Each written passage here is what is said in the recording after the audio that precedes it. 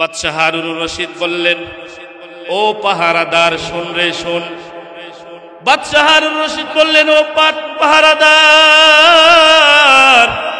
তুমি আমাকে সেখানে প্রবেশ করার অনুমতি দিতেছ না। তুমি কি জানো ঘটনা? এই বাদশাহ হারুনুর রশিদ বললেন, তুমি আমাকে বলো কার জন্য নির্মাণ করা হয়েছে, কার জন্য এই বিশাল চাকচিক্যপূর্ণ অট্টালিকা নির্মাণ করা হয়েছে। তখন পাহারাদার বললেন, না বলা যাবে না। বারবার যখন পিরাপিরি করতেছে, তখন বাদশাহ হারুনুর রশিদের উত্তরে পাহারাদার বললেন, আমাকে কেন জিজ্ঞাসা করতেছো? এটা তো এমন দামি ব্যক্তির জন্য নির্মাণ করা হয়েছে, এটা তো এমন মূল্যবান ব্যক্তির জন্য নির্মাণ করা হয়েছে যার নামটা গেটের মধ্যে লেখা আছে। আপনি তাকায়া দেখেন। বাদশাহ হারুনুর রশিদ দেখলেন জুবাইদা নাম। তখন বাদশাহ হারুনুর রশিদের অন্তরে আরো স্পিড জাগলো। জুবাইদা তো আমার স্ত্রী, জুবাইদাকে নিয়ে আমি দুনিয়াতে সংসার করি, তাহলে তো ভালোই হয়েছে। আমার স্ত্রীর জন্য যেহেতু ঘর নির্মাণ করা হয়েছে, আমার স্ত্রীর জন্য যেহেতু চাকচিক্যপূর্ণ অট্টালিকা জান্নাত নির্মাণ করা হয়েছে, আমি তার স্বামী হিসাবে তাতে যাওয়ার, তাতে প্রবেশ করার হক রাখি। ও দারওয়ান শোন রে শোন, বিবি জুবাইদাকে নিয়ে আমি সংসার করি। বিবি জুবাইদা আমার স্ত্রী, দুনিয়াতে তার জন্য বিশাল রাজমহল তৈরি করেছি, বিশাল বড় রাজত্ব কায়েম করে রেখেছি। আমি তার জন্য অনেক কষ্ট করে, সারা জীবন আমি কষ্ট করে তাকে লালন পালন করতেছি, তাকে নাজ নিয়ামত দেওয়ার জন্য, তাকে ধন দৌলত দিয়ে আমি তাকে অনেক সম্পদের মালিক বানিয়েছি। আমার রাজমহলের রানী হলেন বিবি জুবাইদা। দারওয়ান, আমাকে তাতে প্রবেশ করার অনুমতি দাও। দারওয়ান বললেন, না না না, আপনি যতই বলেন তাকে নিয়ে সংসার করেন, সেটা হলো দুনিয়ার বিষয়। আর এইখানে যে এই ঘর নির্মাণ করা হয়েছে, এটা কোনো দুনিয়ার বিষয় নয়, এটা কোনো দুনিয়ার জাগতিক বিষয় নয়, এটা হলো একমাত্র উখরাবী বিষয়, আখিরাতের বিষয়। যার জন্য নির্মাণ করা হয়েছে তাতেই এইতে প্রবেশ করার অনুমতি দেওয়া হবে। সে যতক্ষণ না আসবে অনুমতি দেওয়া হবে না।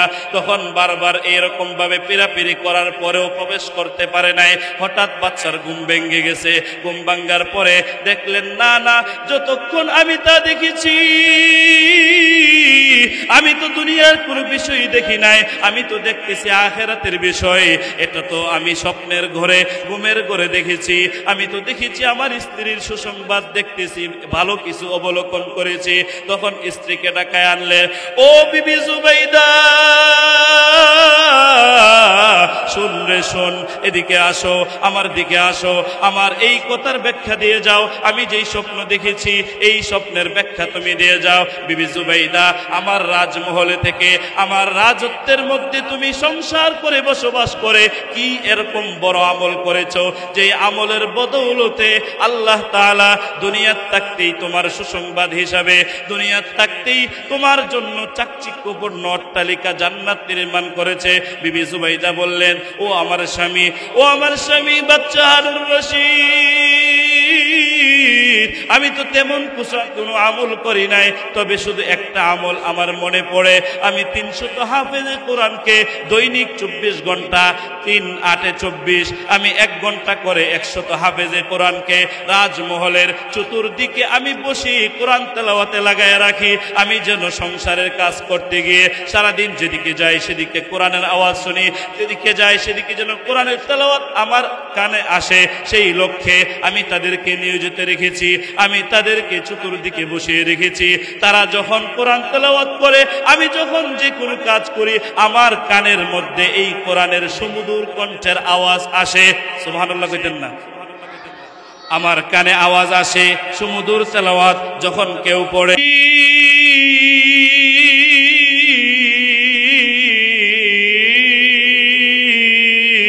সুবহানাল্লাহ, আমার কানে এই আওয়াজ পৌঁছে আমার কাছে খুব ভালো লাগে। দিন শেষে, তেলাওয়াত শেষে আমি 300 হাফেজে কোরআনকে সম্মানী বাতা প্রদর্শন করি। আমি তাদেরকে সম্মানী দেই, আমি তাদেরকে হাদিয়া দেই। আমি 300 হাফেজে কোরআনকে আমার পর্যাপ্ত তৌফিক দিয়ে, ক্ষমতা দিয়ে পর্যাপ্ত পরিমাণ সম্মান প্রদর্শনের চেষ্টা করি। আমি তাদেরকে বাতা দেই, আমি তাদেরকে হাদিয়া দেই। জাগতিক যত ধরনের প্রয়োজন, যেই হাফেজে কোরআনের যেই প্রয়োজন, এ তা উম্মা ইয়ামবাগি লিমান ইয়ামবাগি, যা কিছুর প্রয়োজন, যেই হাফেজের কাপড়ের দরকার আমি কাপড় দেই, যেই হাফেজে কোরআনের অর্থ দরকার আমি অর্থ দেই, যেই হাফেজে কোরআনের কোনো কিছু কাজ করে দেওয়ার দরকার সেই কাজ করে দেই। আমার মনে পড়ে বিশেষ করে এই আমলটাই আমি করেছি। তখন স্বামী বাদশাহ হারুন রশিদ বললে, ও আমার বিবি জুবাইদা, শোন রে শোন, আমি আজকে ঘুমের ঘরে স্বপ্নে দেখেছি তোমার জন্য বিশাল চাকচিক্যপূর্ণ জান্নাত আল্লাহ তাআলা নির্মাণ করে রেখেছে। সেই জান্নাতে আমি প্রবেশ করার অনুমতি চাওয়ার পরেও আমাকে দেয় নাই। আমাকে বলা হয়েছে এই জান্নাতের মধ্যে প্রবেশ করবে ওই ব্যক্তি যার জন্য নির্মাণ করে রাখা হয়েছে। আমি দেখে এসেছি সেই জান্নাতের গেটের মধ্যে লেখা আছে বিবি জুবাইদা খানম, বিবি জুবাইদার জন্য নির্মাণ করা হয়েছে। সুনিশ্চিত তোমার এই আমলের বদৌলতে আল্লাহ পাক রব্বুল আলামিন তোমার জন্য দুনিয়ার থাকতে আমার মাধ্যমে জান্নাতের সুসংবাদ দিয়েছে। وقال النبي صلى الله عليه وسلم إن الله يرفع بهذا الكتاب أقواما ويضع به آخرين أو كما قال النبي عليه الصلاة والسلام.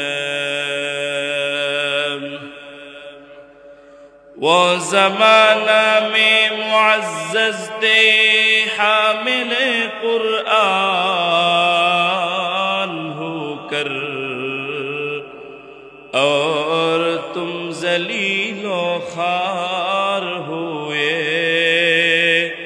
تارک قرآن ہو کر. بلغ العلا بکمالہ كشف الدجى بجماله حسنت جميع خصاله. صلوا عليه وآله.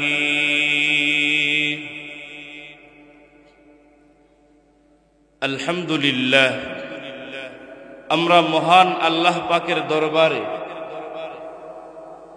সর্বপ্রথম শুকরিয়া ও কৃতজ্ঞতা আদায় করছি, যিনি ইসলামী সমাজ যুব কল্যাণ সংগঠনের উদ্যোগে আয়োজিত শহীদপুর মুসলিম পাড়ায় অবস্থিত মসজিদে বেলালে আজকের এই ইসলামী মহাসম্মেলনের সম্মানিত সভাপতি এবং হযরত উলামায়ে কেরাম, দিন দরদি ইসলাম প্রিয় ভাইরা এবং পর্দার আড়ালে অবস্থানরত প্রিয় মা ও বোনেরা, আমরা মহান রব্বুল ইজ্জতের দরবারে শুকরিয়া ও কৃতজ্ঞতা জ্ঞাপন করি, যিনি আমাদেরকে আল্লাহ তাআলার মহা হুকুম সালাতুল ইশা আদায়ের পরে দ্বীনি আলোচনা করা এবং শোনার জন্যে মানসিক প্রস্তুতি গ্রহণ করে আসার বসার তৌফিক এনায়েত করেছেন।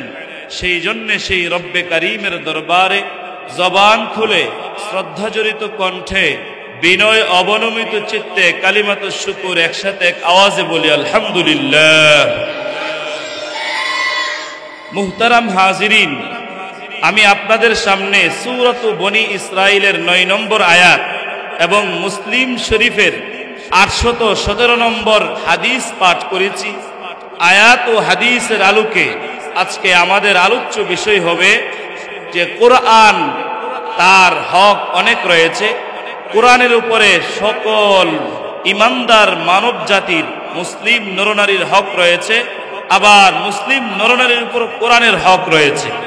সেই কোরআন সম্পর্কে, কোরআনের আজমত মহব্বত, কোরআনকে মহব্বত করলে, ভালোবাসলে, কোরআনের প্রতি গুরুত্বশীল হলে তার কি পরিমাণ ফজিলত, আর কোরআনের প্রতি অবমাননা করলে কি শাস্তি, সেই সম্পর্কে আমি আলোচনা করার চেষ্টা করব। আমা তাওফীকি ইল্লা বিল্লাহ। মুহতারাম হাজিরিন, আল্লাহ পাক রব্বুল আলামিন সূরাত বনী ইসরাইলের 9 নম্বর আয়াতের মধ্যে আল্লাহ পাক ইরশাদ করেন, ইন্না হাযাল কুরআন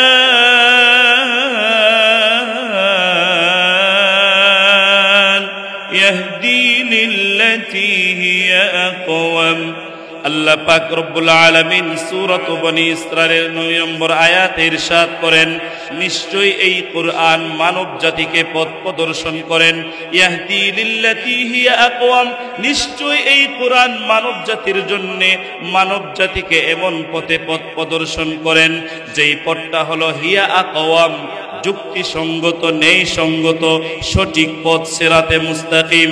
যারা কুরআন অনুযায়ী চলবে, যারা ঈমান আনার পরে নেক আমল করবে, আল্লাযীনা ইয়া'মালুনাস সালিহাত, আল্লাযীনা ইয়া'মালুনাস সালিহাত,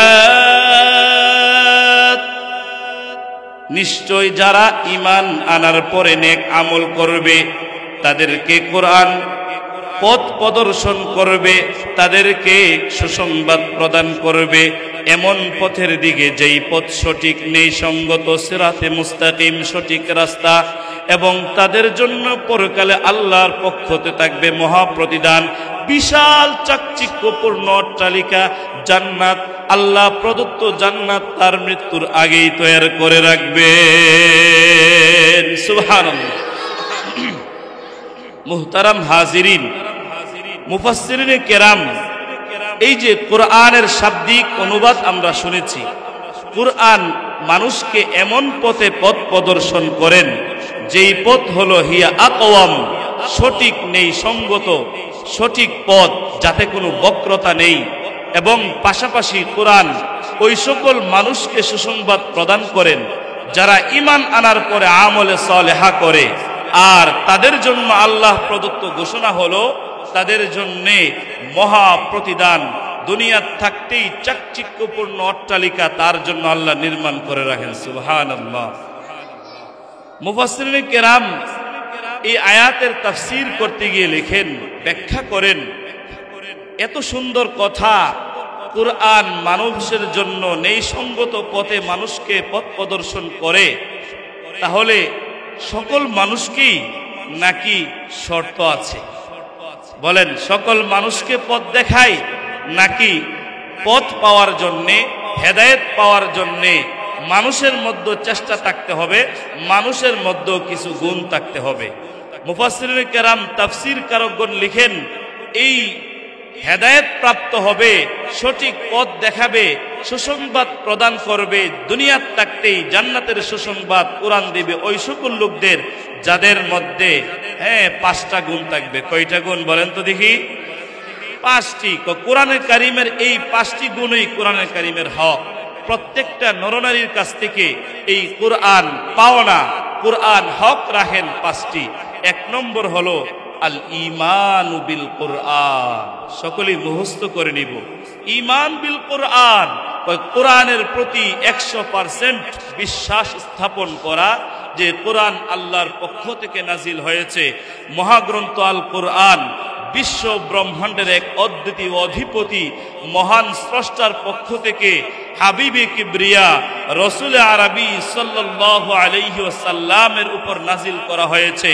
এটা হলো মানব জাতির জন্য জীবনের দিশারি, হেদায়েতের দিশারি, মানব জাতির কল্যাণের সমাহার, ধনভাণ্ডার। ঠিক কিনা? আমরা মুসলমান আর মুমিন হিসাবে বুকে হাত রেখে আমরা বলতে পারি, আলহামদুলিল্লাহ, আমরা ওয়ারিস সূত্রে মুসলিম বাবা মার ঘরে জন্মগ্রহণ করেছি, সেহেতু আমাদের মধ্যে এই 1 নম্বর শর্ত, 1 নম্বর গুণ, 1 নম্বর হক আমাদের মধ্যে আছে। বলেন আলহামদুলিল্লাহ। কেন আলহামদুলিল্লাহ বললাম? কারণ অনেক মানুষ তারা এই কথাটা বলতে পারবে না যে আমার মাঝে 1 নম্বর হক আছে, আমার মাঝে 1 নম্বর শর্ত পাওয়া গেছে। কারণ তাদের বাবা মাই বেঈমান, সেই সূত্রে তারাও বেঈমান, তাদের পক্ষে ঈমান আনা সম্ভব হয় নাই। কিন্তু সহজেই যে আমরা ঈমানদার হতে পেরেছি, ঈমানদার বাবা মার ঘরে জন্ম লাভের বদৌলতে আমরাও ঈমান হাসিল করেছি, এটা কোনদিন জন্মের আগে আল্লাহর কাছে সুপারিশ করি নাই। আল্লাহ পছন্দ করে মুসলিম বাবা মার ঘরে জন্ম দিয়েছেন, সেটা আল্লাহ প্রদত্ত মহা অনুগ্রহ আমার প্রতি, আপনার প্রতি হয়েছে বিদায় সেটা সম্ভব হয়েছে। বলেন, আবারও বলেন আলহামদুলিল্লাহ। এবার মুফাসসিরিনে কেরাম 2 নম্বর শর্ত বলেন, 2 নম্বর হক হলো কোরআনে কারীমের মানব জাতির প্রতি তাআল্লুমু তাসহিহি তিলাওয়াতিল কুরআন। তো কোরআনে কারীমের প্রতি ঈমান রাখার পরে 100% বিশ্বাস স্থাপন করার পরে 2 নম্বর হক হলো কোরআনের কারীমের সহিহ শুদ্ধ তেলাওয়াত শিক্ষা করা। বলেন তো দেখি, কোরআনের কারীমের 2 নম্বর হক কি? সহিহ শুদ্ধ তেলাওয়াত শিক্ষা করা।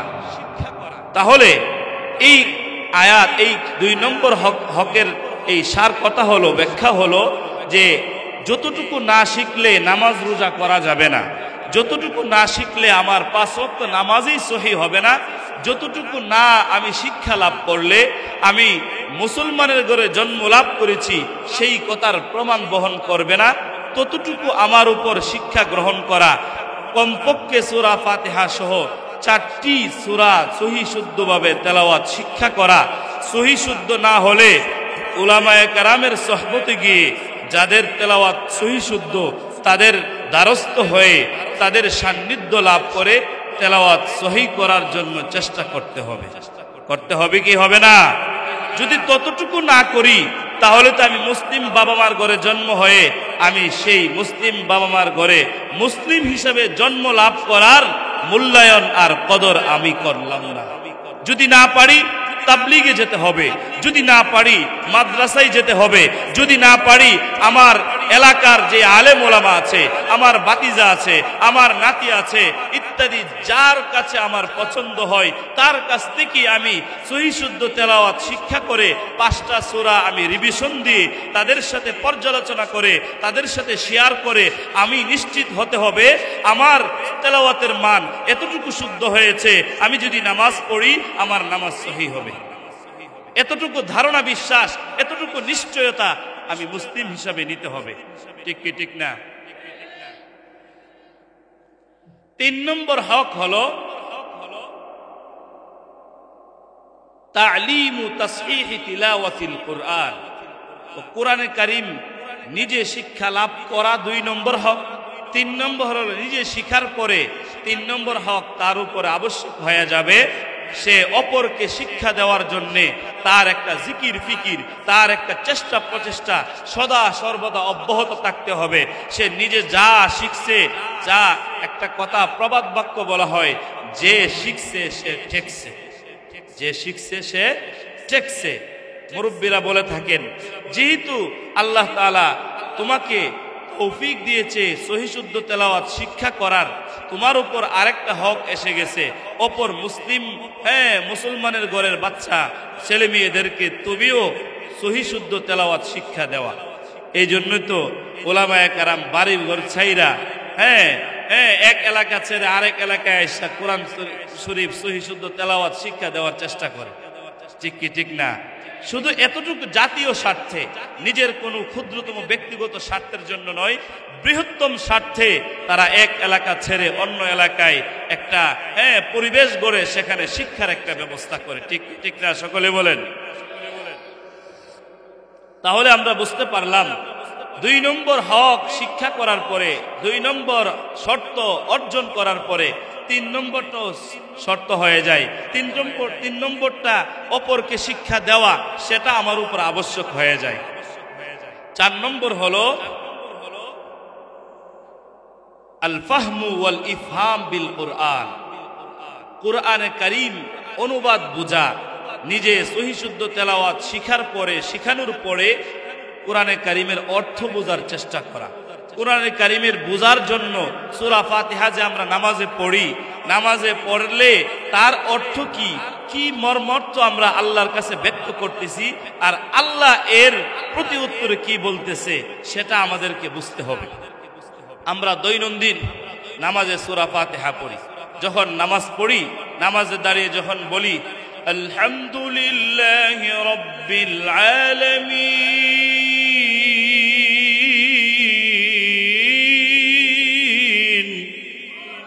আরশে আজিম থেকে উত্তর আসে, হামিদানি আবদি, আমার বান্দা আমার প্রশংসা করেছে। বান্দা যখন নামাজে দাঁড়িয়ে পড়ে আর রহমানির রহিম, আরশে আজিম থেকে আল্লাহ উত্তর দেয়, আসনা আলাইয়া আবদি, আমার বান্দা আমার প্রশংসা করেছে, আমার বান্দা আমার যাবতীয় প্রশংসা করতেছে। যখন আমরা নামাজে দাঁড়িয়ে পড়ি মালিক ইয়াউমিদ্দিন, আরশে আজিম থেকে উত্তর আসে, মাজ্জাদানি আবদি, আমার বান্দা আমার প্রভুবিয়তকে স্বীকার করে নিয়েছে, আমার বান্দা আমার ক্ষমতাকে, দাপটকে, আমার যাবতীয় কর্তৃত্বকে সে স্বীকারোক্তি দিচ্ছে। বান্দা যখন পড়ে ইয়্যাকা না'বুদু ওয়া ইয়্যাকা নাস্তাঈন, ইয়্যাকা না'বুদু ওয়া ইয়্যাকা নাস্তাঈন, আরশে আজিম থেকে উত্তর আসে, হাযা লিআবদি হাযা বাইনি ওয়া বাইনা আবদি, এটা আমার বান্দা এবং আমার পার্সোনাল বিষয়। বান্দা যখন নামাজে তেলাওয়াত করে ইহদিনাস সিরাতাল মুস্তাকিম সিরাতাল লাযীনা আন'আমতা আলাইহিম গায়রিল মাগদুবি আলাইহিম ওয়ালাদ-দাল্লিন,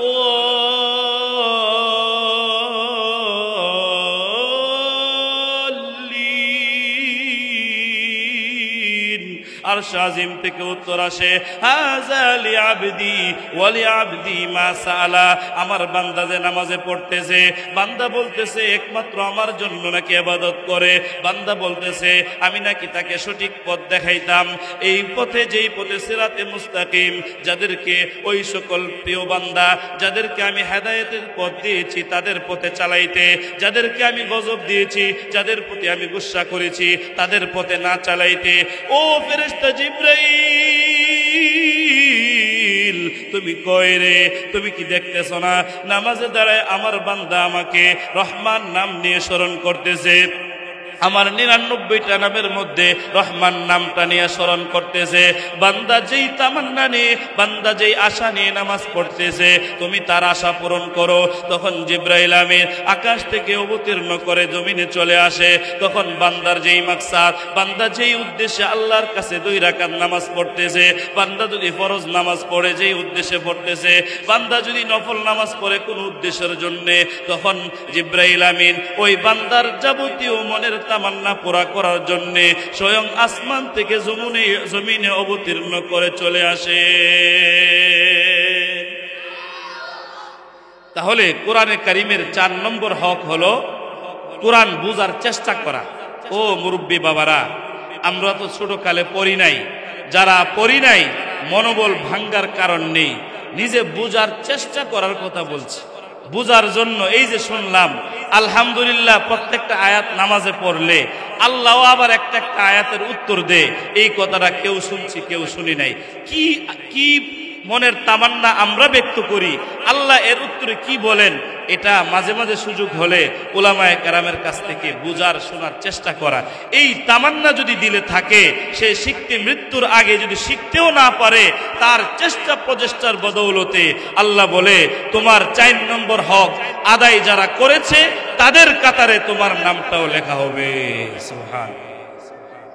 কোরআনে কারীমের 5 নম্বর হক হলো আত-তাবলীগ বির রিসালা, বলে বিল কোরআন। কোরআনে কারীম যে শিখছে সহিহ শুদ্ধ তেলাওয়াত, যিনি শিখানোর জন্য দেশ বিদেশে সফর করে, শিখানোর জন্য তাবলীগ করে, এই শিখানোর জন্য এক স্থান ত্যাগ করে বিদেশে চলে, আবার বিভিন্ন জেলায় গমন করে, সিল্লাতে যায়, আবার ওয়াজ মাহফিলে যায়, আবার শিক্ষা দেওয়ার জন্য বিভিন্ন প্রতিষ্ঠানে শিক্ষক হিসেবে যায়, বিভিন্ন অনুষ্ঠানে সে প্রতিযোগিতা নেওয়ার জন্য বিচারক হিসেবে যায়। মোট কথা শরীয়তের দ্বীনের যাবতীয় কাজ প্রচার প্রসার করার জন্য তার একটা চেষ্টা প্রচেষ্টা আছে, তাহলেই বোঝা যাবে 5 নম্বর হক তার পক্ষে আদায় হয়েছে।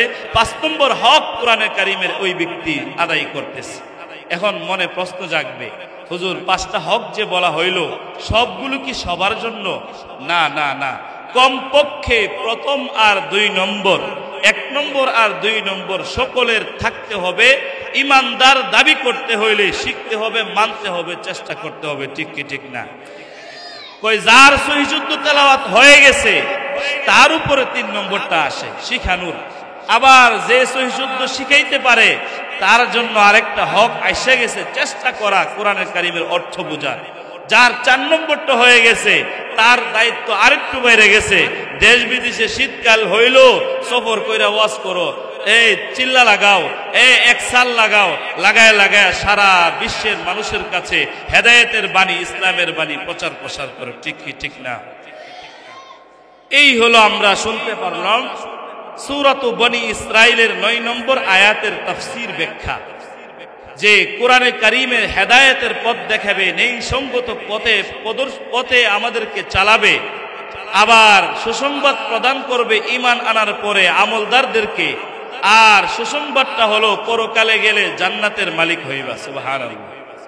শর্ত হলো 5টা হক আদায় করতে হবে। কোরআনে কারিম পড়লে বুঝলে কি যে ফজিলত। আমরা মাদ্রাসার গুলুগুর মধ্যে নাবালেগ, ইতিম, মাসুম বাচ্চারা কত সুন্দরভাবে তেলাওয়াত করে। আপনার নাতিকে মাদ্রাসায় দিলে সে ভালোভাবে কথাই বলতে পারে না, কিন্তু কোরআন তেলাওয়াতে লাগাই দিলে মনে হয় সে আর বাজে না। অনেকের জন্মগতভাবে মুখের জড়তা থাকে, কিন্তু জড়তা থাকলেও কোরআন কারিম পড়তে গেলে আর মুখে কোনো জড়তা আছে?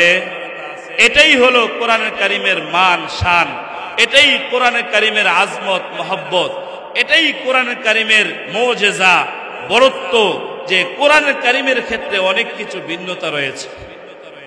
কোরআনের কারিমকে যে যত বেশি গুরুত্ব দিবে আল্লাহ বলেন তার দাম তত আমি বাড়ায় দিব। সুবহানাল্লাহ। ওই 15 টাকা গজ 1 টন কাপড়, একেবারে নরমাল সিম্পল কাপড়, এটার কোনো দাম নাই। পায়ের নিচে পারাইতেছো, তাকে যদি ধৌত করে পরিষ্কার করে, দর্জি দিয়ে সেলাই করে কোরআনের কারিমের একটা গিলাফ বানায় লাও, কোনো একদিন লাগাই লইতে পারো, এরপর থেকে কোনো মুসলমান ইমানদার ব্যক্তি তাতে তো পা দিবে দূরের কথা, বাম হাতে উজু ছাড়াও ধরবে না। ঠিক কি ঠিক না? কেন? কারণ এটা কোরআনের কারিমের দামি জিনিসের সংস্পর্শ আর বরকত পেয়েছে। ঠিক তদ্রূপ কোরআন শরীফের রিহাল বানানো হয় গাছের কাঠ দিয়ে। গাছের কাঠ দিয়ে কি করা হয়? কোরআনের কারিমের রিহাল বানানো হয়। সেই রিহালটাও যখন কাঠ থাকে তখন মিস্ত্রিরা এটাকে পাড়ায়, এটার উপর পা রাখে, এটাকে লোহা মারে, এটার উপর বসে লোহা মারে, বিভিন্ন আইটেমে কাজ করে, পদ্ধতিতে কাজ করে কি করে না।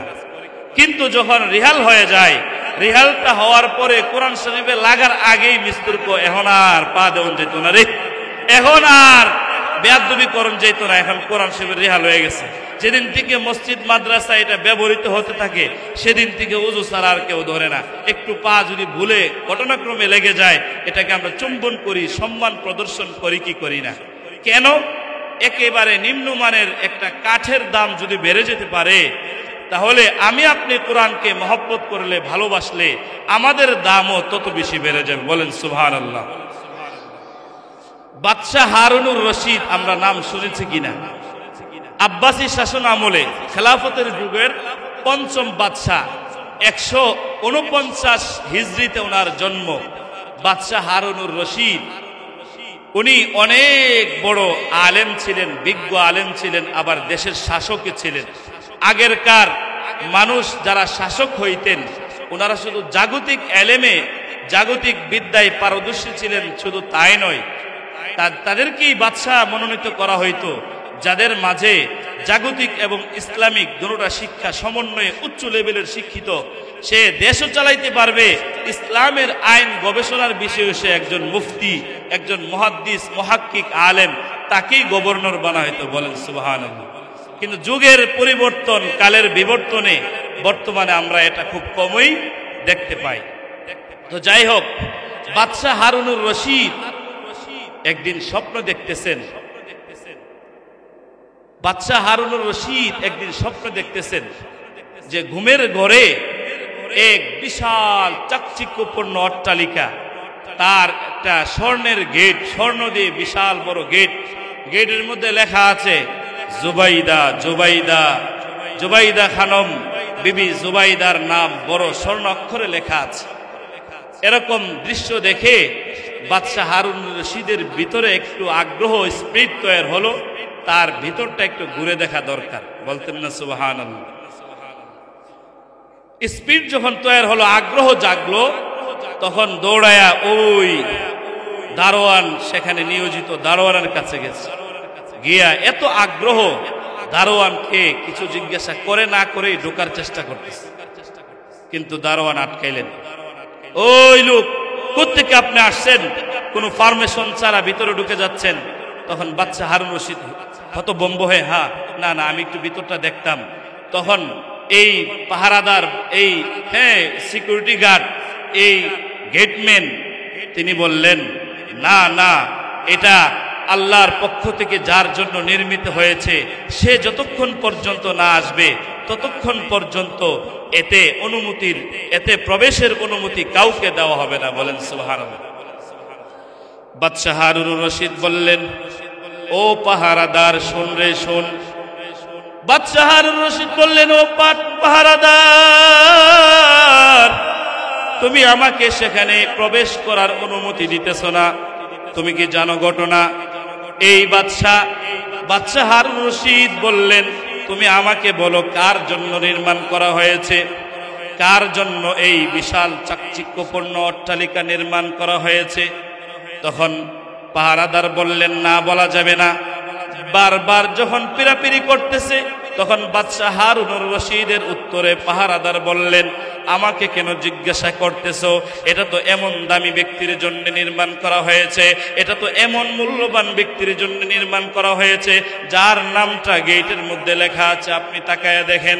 বাদশা হারুন রশিদ দেখলেন জুবাইদা নাম। তখন বাদশা হারুন রশিদের অন্তরে আরো স্পিড জাগলো। জুবাইদা তো আমার স্ত্রী, জুবাইদাকে নিয়ে আমি দুনিয়াতে সংসার করি, তাহলে তো ভালোই হয়েছে। আমার স্ত্রীর জন্য যেহেতু ঘর নির্মাণ করা হয়েছে, আমার স্ত্রীর জন্য যেহেতু চাকচিক্যপূর্ণ অট্টালিকা জান্নাত নির্মাণ করা হয়েছে, আমি তার স্বামী হিসাবে তাতে যাওয়ার, তাতে প্রবেশ করার হক রাখি। ও দারোয়ান, শুন রে শুন, বিবি জুবাইদাকে নিয়ে আমি সংসার করে, বিবি জুবাইদা আমার স্ত্রী, দুনিয়াতে তার জন্য বিশাল রাজমহল তৈরি করেছি, বিশাল বড় রাজত্ব কায়েম করে রেখেছি। আমি তার জন্য অনেক কষ্ট করে, সারা জীবন আমি কষ্ট করে তাকে লালন পালন করতেছি, তাকে নাজ নিয়ামত দেওয়ার জন্য, তাকে ধন দৌলত দিয়ে আমি তাকে অনেক সম্পদের মালিক বানিয়েছি। আমার রাজমহলের রানী হলেন বিবি জুবাইদা। দারোয়ান, আমাকে তাতে প্রবেশ করার অনুমতি দাও। দারোয়ান বললেন, না না না, আপনি যতই বলেন তাকে নিয়ে সংসার করেন, সেটা হলো দুনিয়ার বিষয়। আর এইখানে যে এই ঘর নির্মাণ করা হয়েছে, এটা কোনো দুনিয়ার বিষয় নয়, এটা কোনো দুনিয়ার জাগতিক বিষয় নয়, এটা হলো একমাত্র উখরাবি বিষয়, আখিরাতের বিষয়। যার জন্য নির্মাণ করা হয়েছে তাতেই এইতে প্রবেশ করার অনুমতি দেওয়া হবে, সে যতক্ষণ না আসবে অনুমতি দেওয়া হবে না। তখন বারবার এরকম ভাবে পিরাপিরি করার পরেও প্রবেশ করতে পারে নাই। হঠাৎ বাচ্চার ঘুম ভেঙে গেছে। ঘুম ভাঙ্গার পরে দেখলেন, না না, যতক্ষণ আমি তা দেখেছি, আমি তো দুনিয়ার কোনো বিষয় দেখি নাই, আমি তো দেখতেছি আখিরাতের বিষয়। এটা তো আমি স্বপ্নের ঘরে, ঘুমের ঘরে দেখেছি। আমি তো দেখেছি আমার স্ত্রীর সুসংবাদ দেখতেছি, ভালো কিছু অবলোকন করেছি। তখন স্ত্রীকে ডাকায় আনলেন, ও বিবি জুবাইদা, শুন রে শোন, এদিকে আসো, আমার দিকে আসো, আমার এই কথার ব্যাখ্যা দিয়ে যাও। আমি যেই স্বপ্ন দেখেছি এই স্বপ্নের ব্যাখ্যা তুমি দিয়ে যাও। বিবি জুবাইদা, আমার রাজমহলে থেকে, আমার রাজত্বের মধ্যে তুমি সংসার করে বসবাস করে কি এরকম বড় আমল করেছো, যে আমলের বদৌলতে আল্লাহ তাআলা দুনিয়ার থাকতেই তোমার সুসংবাদ হিসাবে, দুনিয়ার থাকতেই তোমার জন্য চাকচিক্যপূর্ণ অট্টালিকা জান্নাত নির্মাণ করেছে। বিবি জুবাইদা বললেন, ও আমার স্বামী, ও আমার স্বামী বাদশা হারুন রশিদ, আমি তো তেমন কোনো আমল করি নাই, তবে শুধু একটা আমল আমার মনে পড়ে। আমি 300 হাফেজে কোরআনকে দৈনিক 24 ঘন্টা, 3 8 24, আমি 1 ঘন্টা করে 100 হাফেজে কোরআনকে রাজমহলের চতুর্দিকে আমি বসি কোরআন তেলাওয়াতে লাগায় রাখি। আমি যেন সংসারের কাজ করতে গিয়ে সারাদিন যেদিকে যাই সেদিকে কোরআনের আওয়াজ শুনি, যেদিকে যাই সেদিকে যেন কোরআনের তেলাওয়াত আমার কানে আসে, সেই লক্ষ্যে আমি তাদেরকে নিয়োজিত দেখেছি, আমি তাদেরকে চতুর্দিকে বসিয়ে রেখেছি। তারা যখন কোরআন তেলাওয়াত করে, আমি যখন যে কোনো কাজ করি, আমার কানের মধ্যে এই কোরআনের সুমধুর কণ্ঠের আওয়াজ আসে। সুবহানাল্লাহ কইতেন না? আমার কানে আওয়াজ আসে সুমধুর তেলাওয়াত যখন কেউ পড়ে।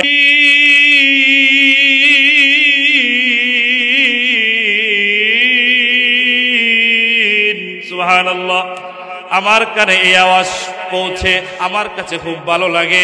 দিন শেষে, তেলাওয়াত শেষে আমি 300 হাফেজ কোরআনকে সম্মানী বাতা প্রদর্শন করি, আমি তাদেরকে সম্মানী দেই, আমি তাদেরকে হাদিয়া দেই। আমি 300 হাফেজ কোরআনকে আমার পর্যাপ্ত তৌফিক দিয়ে, ক্ষমতা দিয়ে পর্যাপ্ত পরিমাণ সম্মান প্রদর্শনের চেষ্টা করি। আমি তাদেরকে বাতা দেই, আমি তাদেরকে হাদিয়া দেই। জাগতিক যত ধরনের প্রয়োজন, যেই হাফেজ কোরআনের যেই প্রয়োজন, এ তা উম্মা ইয়ামবাগি লিমান ইয়ামবাগি, যা কিছুর প্রয়োজন, যেই হাফেজের কাপড়ের দরকার আমি কাপড় দেই, যেই হাফেজে কোরআনের অর্থ দরকার আমি অর্থ দেই, যেই হাফেজে কোরআনের কোনো কিছু কাজ করে দেওয়ার দরকার সেই কাজ করে দেই। আমার মনে পড়ে বিশেষ করে এই আমলটাই আমি করেছি। তখন স্বামী বাদশাহ হারুন রশিদ বললে, ও আমার বিবি জুবাইদা, শুন রে শুন, আমি আজকে ঘুমের ঘরে স্বপ্নে দেখেছি তোমার জন্য বিশাল চাকচিক্যপূর্ণ জান্নাত আল্লাহ তাআলা নির্মাণ করে রেখেছে। সেই জান্নাতে আমি প্রবেশ করার অনুমতি চাওয়ার পরেও আমাকে দেয় নাই। আমাকে বলা হয়েছে এই জান্নাতের মধ্যে প্রবেশ করবে ওই ব্যক্তি যার জন্য নির্মাণ করে রাখা হয়েছে। আমি দেখে এসেছি সেই জান্নাতের গেটের মধ্যে লেখা আছে বিবি জুবাইদা খানম, বিবি জুবাইদার জন্য নির্মাণ করা হয়েছে। সুনিশ্চিত তোমার এই আমলের বদৌলতে আল্লাহ পাক রব্বুল আলামিন তোমার জন্য দুনিয়ার থাকতে আমার মাধ্যমে এই জান্নাতের সুসংবাদ দিয়েছে। তাহলে আমরা এই আলোচনা থেকে কি বুঝতে পারলাম?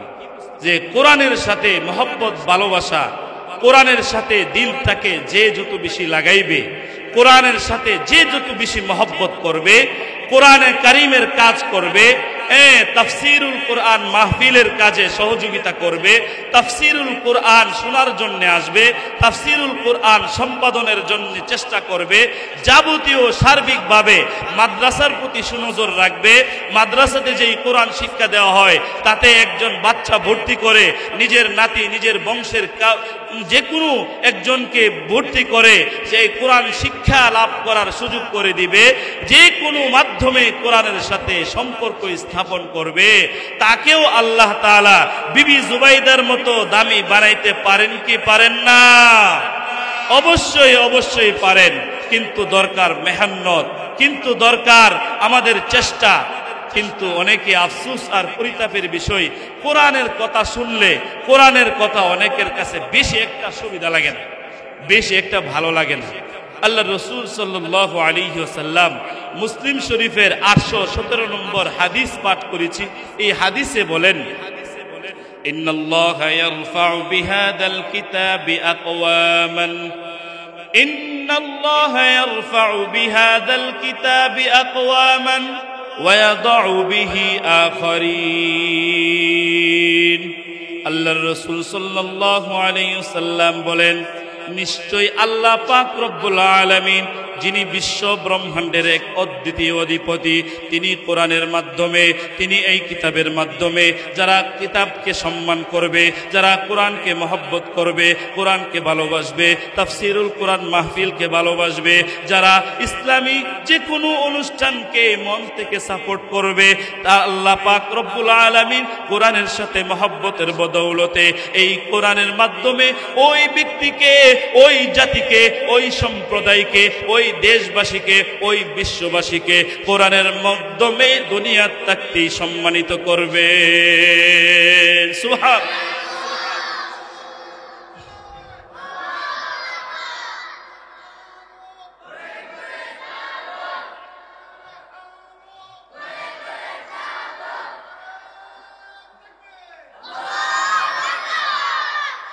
আল্লাহর রাসূল সাল্লাল্লাহু আলাইহি ওয়াসাল্লাম হাদিস শরীফের দ্বিতীয় অংশের মধ্যে বলেন, ওয়া ইয়াদউ বিহি আখারিন, ওয়া ইয়াদউ বিহি আখারিন।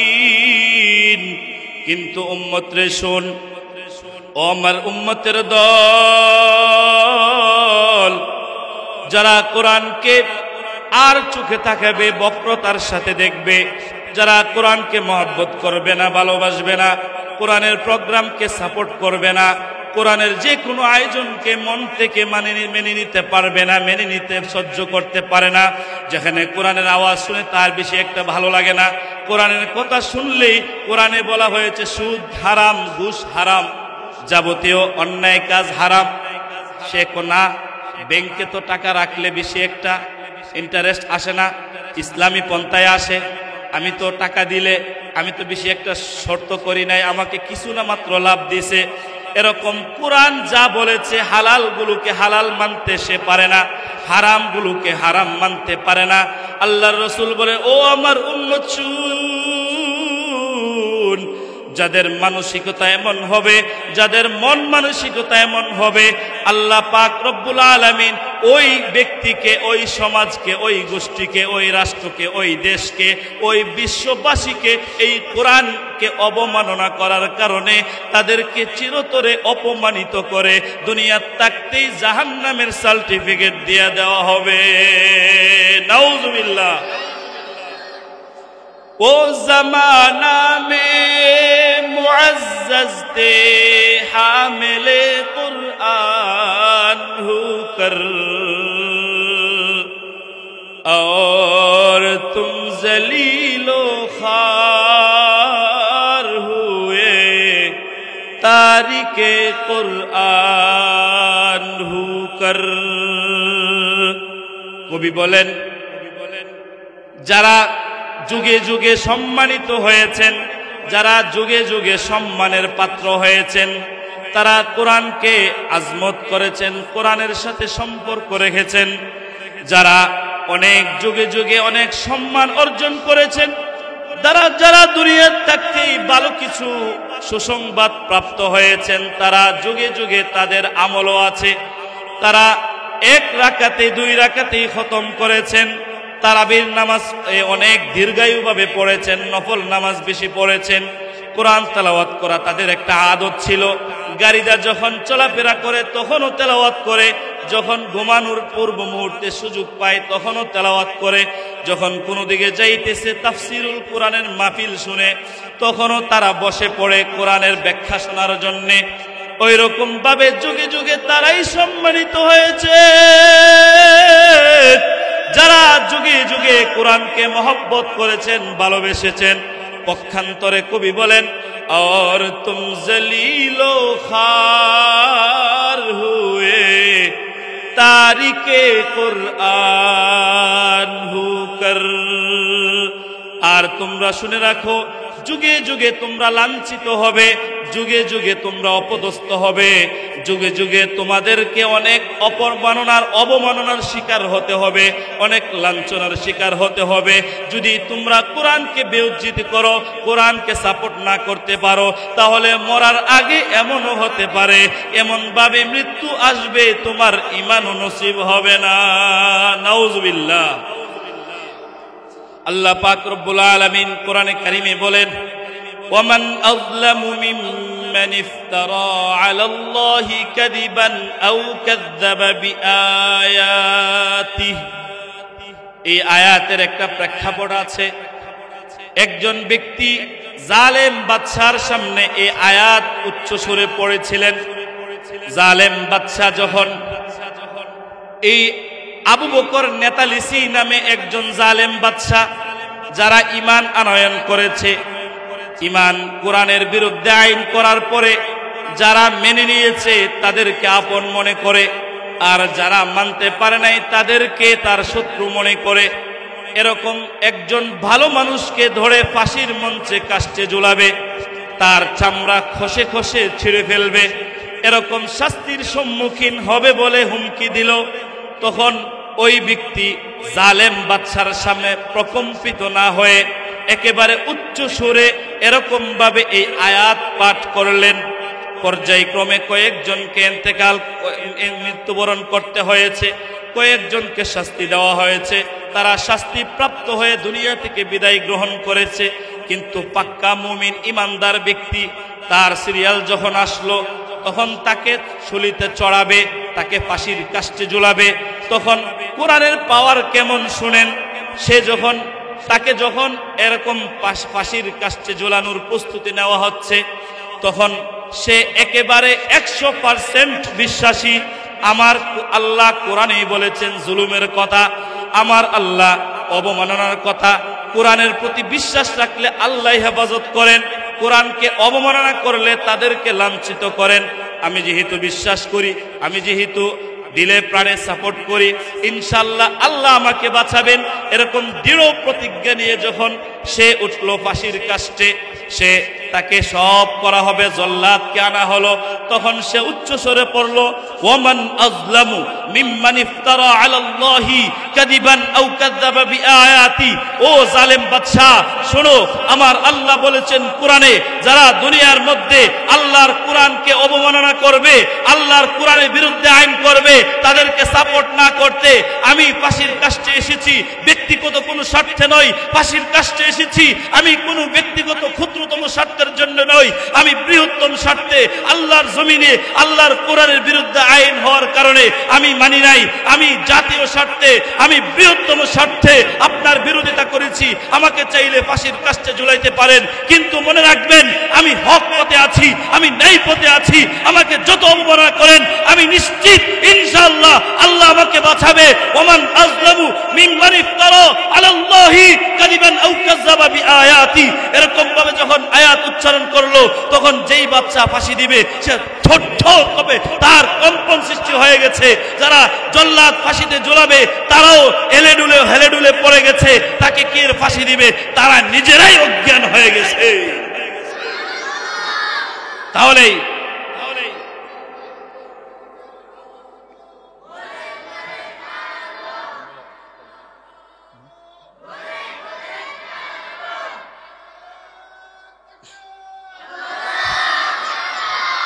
তাহলে আমরা আজকের এই ইসলামী যুব সমাজ, এই যুব সংগঠনের উদ্যোগে আয়োজিত ইসলামী মহাসম্মেলনের মাহফিল থেকে সুচ্চারভাবে ঘোষণা দিতে চাই, মসজিদে বেলালে অনুষ্ঠিত আজকের মাহফিল থেকে আমরা জোরালোভাবে ইসলামের শত্রুদেরকে, দেশের শত্রুদেরকে, বিনদেশীদের ষড়যন্ত্রের বিরুদ্ধে আমরা বলে দিতে চাই, তোমরা কোরআনের বিরুদ্ধে, আমরা মুসলমান, মুসলমানিত্ব নিয়ে আমরা বাঁচতে চাই।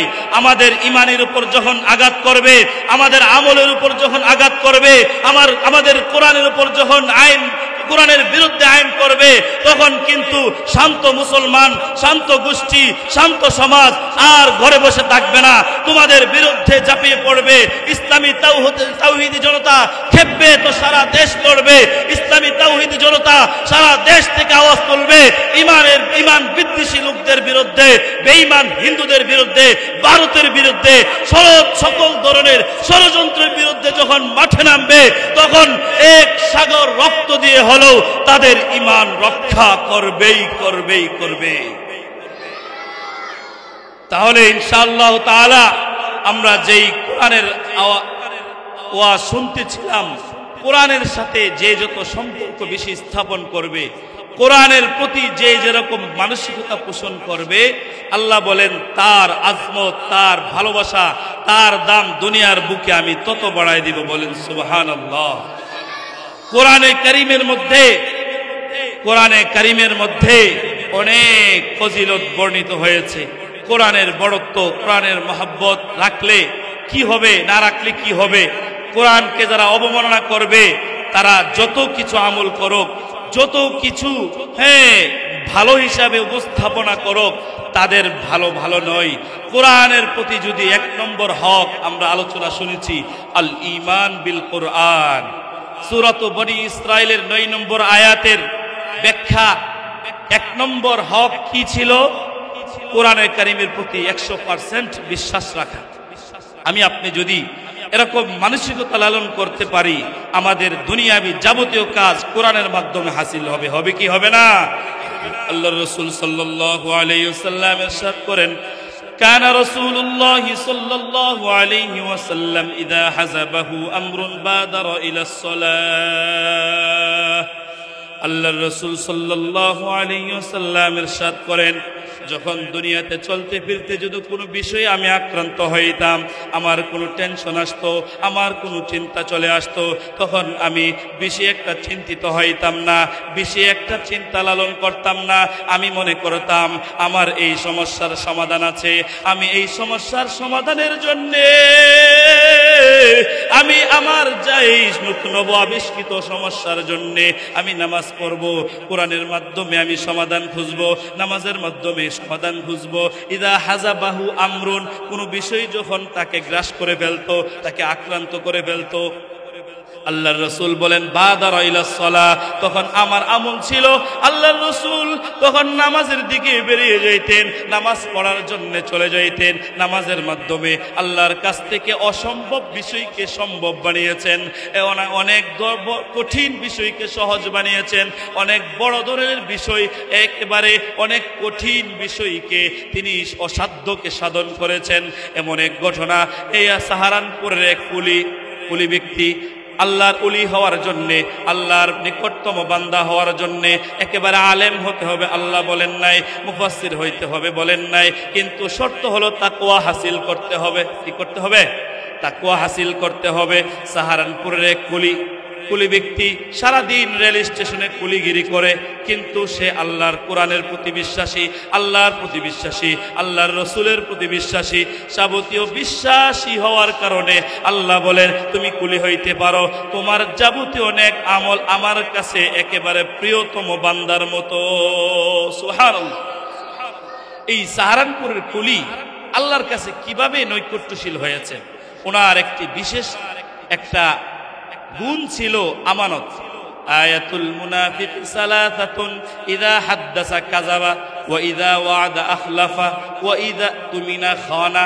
আল্লাহর রাসূল বলেন যেই ব্যক্তির মধ্যে তিনটা খাসলত পাওয়া যাবে সে মুনাফিক। এক নম্বর হলো ইযা হাদ্দাসা কাযাবা, যখন সে কথা বলে মিথ্যা বলে, ওয়া ইযা ওয়া'দা আখলাফা, ওয়াদা করলে ওয়াদা খেলাফি করে, ভঙ্গ করে। তিন নম্বর হলো ওয়াইদা তুমিনা খানা, যখন তার কাছে আমানত রাখা হয় খেয়ানত করে।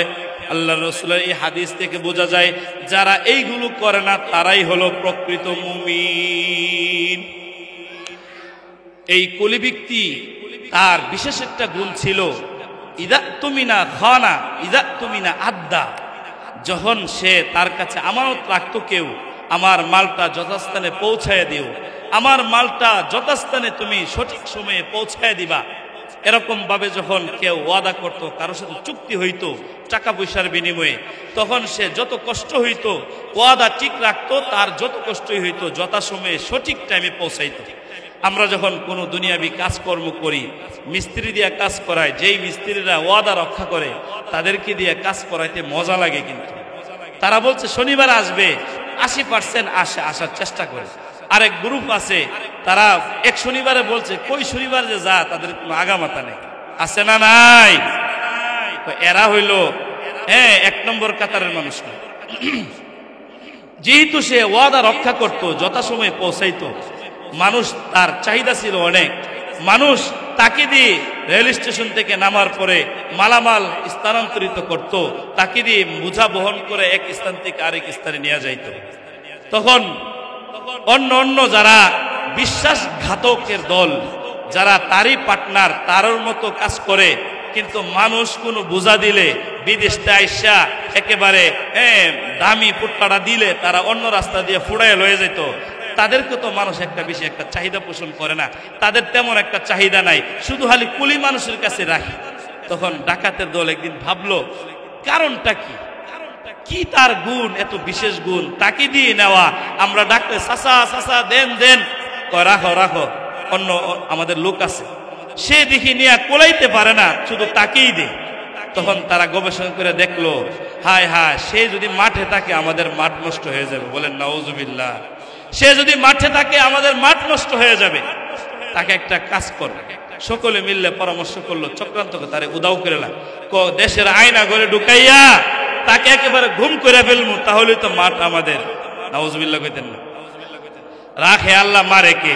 এই লোক যখন এরকম মালামাল নিয়ে যাওয়া শুরু করলো, তখন ডাকাতের দল রাস্তায় গিয়া বলল, ও ভাই, ও ভাই, এই যে মালামাল বহন করে নিয়ে যাইতেছেন, আপনি মধ্যবয়সী মানুষ, আপনার তো কষ্ট হইতেছে, আপনি একটা কাজ করেন, আমাদের কাছে দেন, আপনিও আমাদের সাথে গাড়িতে উঠেন, আপনাকে যথাস্থানে পৌঁছাই দিব।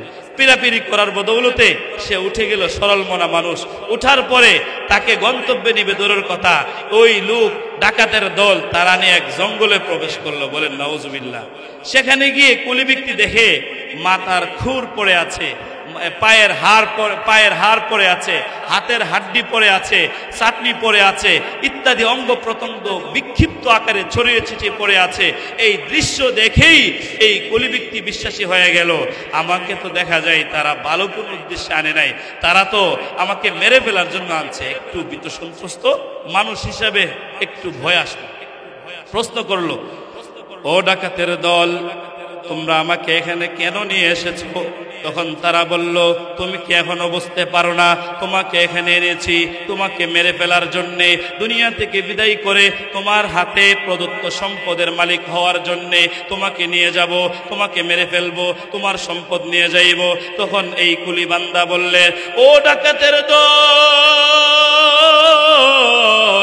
শোন রে শোন, আমার মাল নিয়ে যাও, কোনো আপত্তি নাই, আমারে মেরে ফেলো, কোনো আপত্তি নাই, আমাকে এর আগে আমার একটা আবদার হলো, 2 রাকাত নামাজ পড়ার সুযোগ দাও, 2 রাকাত নামাজ পড়ার পরে তোমরা যা ইচ্ছা তাই করো। কিন্তু কুলি ব্যক্তি আল্লাহর প্রতি বিশ্বাসী ছিল, আমি যদি নামাজের মতো নামাজ পড়তে পারি, রাখে আল্লাহ মারে কে, আমার আল্লাহই বাঁচাবে, বলেন সুবহানাল্লাহ, আমার আল্লাহ আমাকে বাঁচাবে, এই বিশ্বাসী ছিল। ভয় অন্তর থেকে দূর হয়ে গেছে। তখন ডাকাতের দল বলল, তোমরা কি বলতেছো, তুমি কি বলতেছো?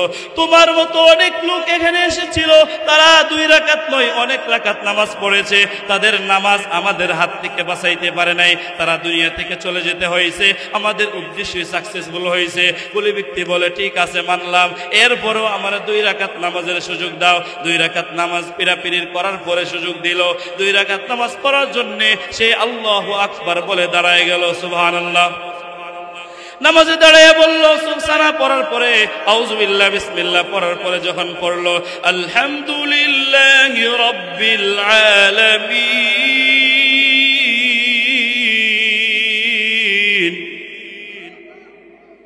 তখন আরশ আজিম থেকে উত্তর আসলো, হামিদানি আব্দি, ও জিব্রাইল শোন রে, আমার বান্দা আমাকে 100% বিশ্বাস করে, আমার প্রতি ভরসা করে, সে আমার প্রশংসা করতেছে।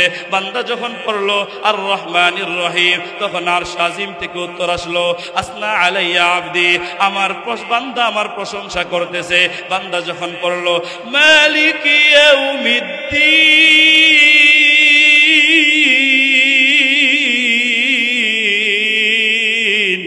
মাজ্জাদানি আবদি, আরশ আজিম থেকে উত্তর আসলো, আমার বান্দা আমার ক্ষমতাকে স্বীকার করে নিয়েছে, আমার বান্দা আমার প্রভুবিয়তকে স্বীকার করে নিয়েছে, আমার বান্দা আমার যাবতীয় প্রভুবিয়ত ক্ষমতাকে স্বীকার করতেছে। বান্দা যখন পড়লো ইয়াকা নাবুদু ওয়া ইয়াকা নাস্তাঈন, আরশ আজিম থেকে উত্তর আসলো, হাযা বাইনি ওয়া বাইনা আবদি, ও জিব্রাইল শোন, যে বান্দা যেই কামনা করতেছে, যেই ইবাদত করতেছে, এটা তো আমার এবং আমার বান্দার পার্সোনাল বিষয়। বান্দা যখন পড়লো ইহদিনাস সিরাতাল মুস্তাকিম সিরাতাল্লাযীনা আন'আমতা আলাইহিম গায়রিল মাগদুবি আলাইহিম ওয়ালাদ-দাল্লিন,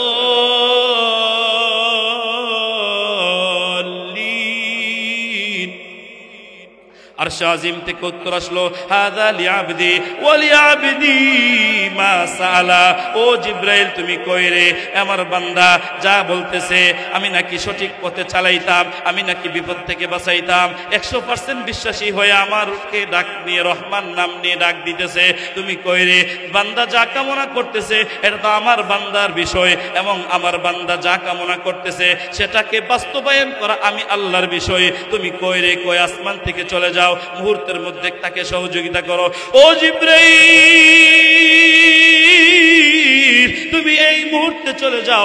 আসমান থেকে জিব্রাইল আল্লাহর আদেশে জমিনে চলে আসলেন। জমিনে নেমে দেখলেন ডাকাতের দল মারার জন্য রেডি হয়ে আছে, আর কুলি বান্দা আল্লাহর প্রতি বিশ্বাসী হয়ে নামাজ পড়তেছে। তখন জিব্রাইল বিশাল ভয়ঙ্কর আকৃতি রূপ নিয়ে, একেবারে ভয়ঙ্কর ভূতের আকৃতি নিয়ে ডাকাত একটা একটাকে দইরা দইরা সব দুনিয়া থেকে বিদায় করে দিল। পর্যায়ক্রমে যখন নামাজ শেষ হইল, বান্দা যখন ফিরে এলো, আসসালামু আলাইকুম ওয়া রাহমাতুল্লাহ রাহমাতুল্লাহ, আসসালামু আলাইকুম ওয়া রাহমাতুল্লাহ। তখন জিব্রাইল আমিন চেহারা পাল্টাই লইছে। এতক্ষণ ছিল ভয়ঙ্কর আকৃতি, এখন হয়েছে সুদর্শন, একেবারে ভালো মানুষ, নেককার মানুষের সুরত নিয়া। তখন এই বান্দার কাছে গেল। বান্দা প্রশ্ন করলো, ও বান্দা, ও আমার সাহায্যকারী, কোত্থেকে আপনি এসেছেন? কোথায় কে আপনাকে পাঠিয়েছে? কি উদ্দেশ্যে এসেছেন? আমার এই মুহূর্তে এরকম সহযোগিতা কাম্য ছিল। তখন জিব্রাইল বললে, ও বান্দা, কুলি শুন রে শুন, তুমি যে নামাজের মধ্যে আল্লাহর 99টা নামের মধ্যে রহমান নাম নিয়ে আল্লাহকে ডাক দিয়েছো, আল্লাহর জালালিয়তের মধ্যে ধাক্কা লেগেছে, আল্লাহ সহ্য করতে পারে না, আল্লাহ আমাকে আসমান থেকে পাঠিয়েছে তোমাকে বিপদে সহযোগিতা করার জন্য। আমি জিব্রাইল, আমার নাম জিব্রাইল, আমি জিব্রাইল ফেরেশতা আসমান থেকে এসেছি তোমার শত্রুদেরকে মোকাবেলা করার জন্য, তোমার শত্রুদেরকে দুনিয়া থেকে বিদায় করে দেওয়ার জন্য। তখন এই কথা শুনে তখন কৃতজ্ঞতা জ্ঞাপন করে বান্দা বললেন, আমি আল্লাহর প্রতি যেরকম আস্থা পোষণ করেছিলাম, ও জিব্রাইল, আমি আল্লাহর প্রতি আমার বিশ্বাসটা যেমন ছিল, আমি আল্লাহর প্রতি, কোরআনের প্রতি যেরকম বিশ্বাস ছিল, নামাজের মাধ্যমে যে আল্লাহ রসুল বলেছেন অসাধ্য বিষয় সাধন হয়, আমি বিশ্বাস করেছিলাম। আমি আজকে তোমার এই ঘটনার মাধ্যমে, তোমার এই সহযোগিতার মাধ্যমে দুনিয়ার থাকতেই আল্লাহ প্রতিশ্রুত বিষয় আমি বাস্তবে ফলাফল পেয়েছি। বুঝে বলেন সুবহানাল্লাহ।